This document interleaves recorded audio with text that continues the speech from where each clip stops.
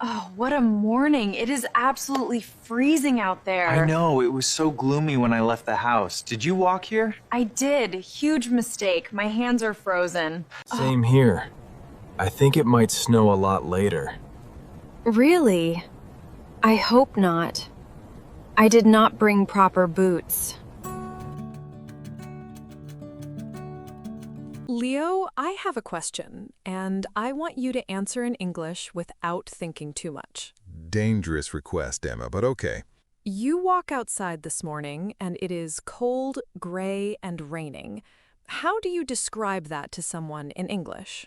I say, it is bad weather. That works, but is it interesting? No, it is very boring. And that is the problem.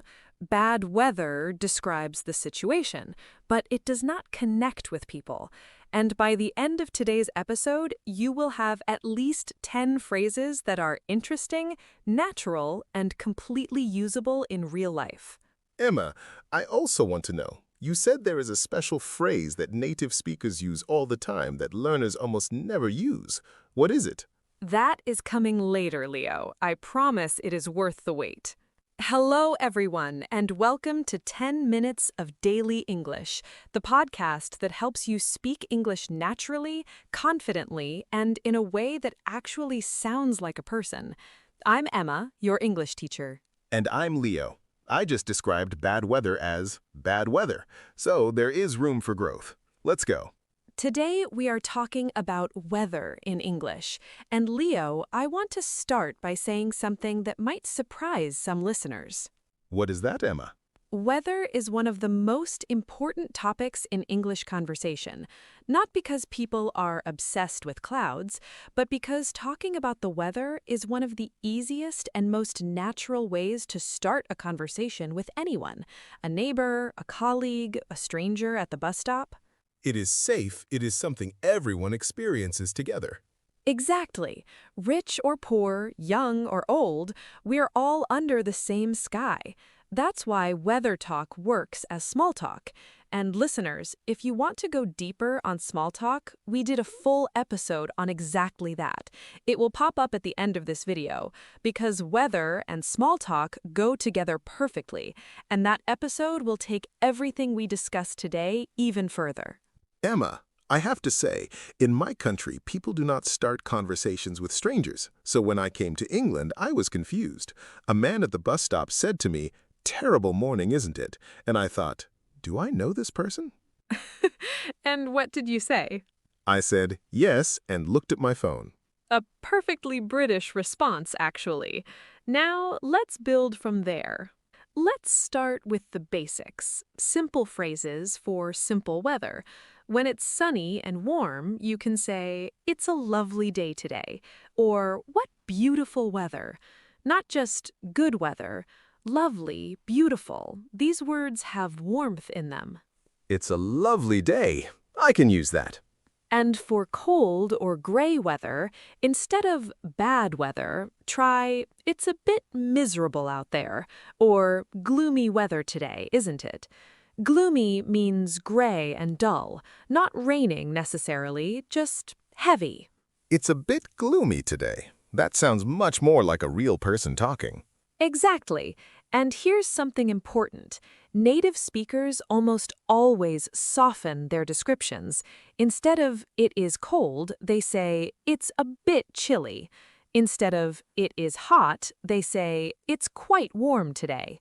The words a bit, quite, pretty, rather, these make your sentences sound natural, not robotic. So, a bit chilly instead of cold, quite warm instead of hot. Yes, those small words, a bit, quite, pretty, rather, they're the difference between a textbook sentence and a real one. Emma, can we talk about rain? Because where I live now, there is a lot of it. Welcome to England, Leo. Rain absolutely has its own vocabulary. When it rains lightly, you can say "it's drizzling." Drizzle is soft, fine rain. You notice it, but it's not heavy. Like when you're not sure if it's actually raining or if it's just wet air. Perfect description. And when it rains heavily, instead of it's raining a lot, you can say it's pouring or it's really coming down. These sound immediate, like you're reacting to the moment. It's pouring out there. That is so much more alive. And one more. When the rain suddenly stops and the sky gets brighter, we say it's clearing up or looks like it might clear up later. This is one of the most hopeful phrases in the English language. I will use that every day. Listeners, quick pause. If this is useful for you, please subscribe to 10 Minutes of Daily English. When more people subscribe, this content reaches other learners who need exactly these kinds of practical phrases, and that helps everyone who's learning. Thank you. Okay, back to the weather. Now, Leo, let me teach you how to describe temperature naturally. We have a scale of words, from cold to very cold to unbearably cold. Tell me all of them, Emma. Cool, a little cold, pleasant. Chilly, noticeably cold, you need a jacket. Cold, it is cold. Freezing, it is very cold. And then absolutely freezing. That last one is for dramatic effect. I'm absolutely freezing. Emma, I say this every morning on the way to work. And for hot, warm, pleasantly warm. Hot, it is hot. Boiling or scorching, extremely hot. It's boiling today means you are uncomfortable. It's scorching means you cannot believe how hot it is. Boiling, scorching. I love these words. They have so much feeling in them. That's exactly the point. Weather words in English are full of emotion. They're not just descriptions, they're reactions. Emma, now I want to know the special phrase, the one you mentioned at the beginning. Almost, Leo. We need to do a role play first. Of course. Role play. Two colleagues arriving at work on a cold, gray morning. Leo, you get to the office first. I arrive after you. Ready. Ugh, what a morning. It is absolutely freezing out there. I know. It was so gloomy when I left the house. Did you walk here? I did. Huge mistake. My hands are frozen. Same here. I think it might snow later. Really? I hope not. I didn't bring proper boots. Emma, that felt so natural. I wasn't even thinking about grammar. I was just talking. That's the goal, Leo. And notice we used absolutely freezing, gloomy, might snow, and I hope not. All of those are natural, real phrases, not textbook sentences. And the conversation moved because we both added something new each time. Exactly. You agree, you add your experience, and the conversation keeps going. That's how small talk works. Now, listeners, here's our comment challenge. Tell us in the comments, what is the weather like where you are today? Write one sentence. Use one word from this episode. Just one sentence. We read every single comment. Okay, Leo, the special phrase. Native speakers use this all the time. Learners almost never say it. I'm ready. When weather affects your plans or your mood, native speakers connect the weather to a reaction. They don't just describe, they say things like, "This weather makes me want to stay in bed all day," or "The sunshine puts me in such a good mood," or "I can't think properly in this heat." Oh, you connect the weather to how it makes you feel. Yes, not just "it is hot," but "it is so hot I can't concentrate." Not just "it's a lovely day," but "this sunshine makes everything feel better." The weather becomes part of your emotional life, and that's how native speakers talk about it. So, the grammar here, Emma, is it something specific? Yes, great spot, Leo. This connects to the structure makes me plus verb. The weather makes me feel something. The rain makes me sleepy. The sunshine makes me happy. This wind makes me want to stay inside. Subject plus makes me plus adjective or verb. Simple, powerful, natural. The rain makes me want hot chocolate. That's genuinely true, Emma. And completely correct. Listeners, try this structure today. Look out the window and finish this sentence.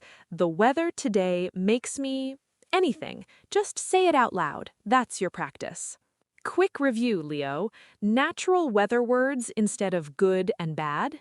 Lovely, beautiful for nice weather. Gloomy, miserable for dull weather. Rain vocabulary. Drizzling for light rain. Pouring or really coming down for heavy rain. Clearing up when it gets better. Temperature scale. Cool, chilly, cold, freezing, absolutely freezing for cold. Warm, hot, boiling, scorching for heat. The grammar structure. The something makes me feeling or action. The rain makes me sleepy. The sunshine makes me happy. This wind makes me want to stay inside. And the small words that make sentences natural. A bit, quite, pretty, rather. It's a bit chilly. It's quite warm. These stop you sounding like a textbook. Perfect! And listeners, remember, weather is one of the easiest and most natural ways to start a conversation in English. Which brings us right back to our small talk episode. If you subscribe to 10 Minutes of Daily English and you have not watched that one yet, it is popping up right now. Watch it next because everything we learned today fits perfectly into those small talk skills. Listeners, the weather is outside your window every single day. That means you have a free English lesson every morning. Just look outside, describe what you see, and connect it to how it makes you feel. Start there. Thank you, everyone, for listening to 10 Minutes of Daily English. We will see you in the next episode. Bye! Bye, everyone. And whatever the weather is where you are, I hope it is making you feel something good, even if that something good is warm tea and a blanket.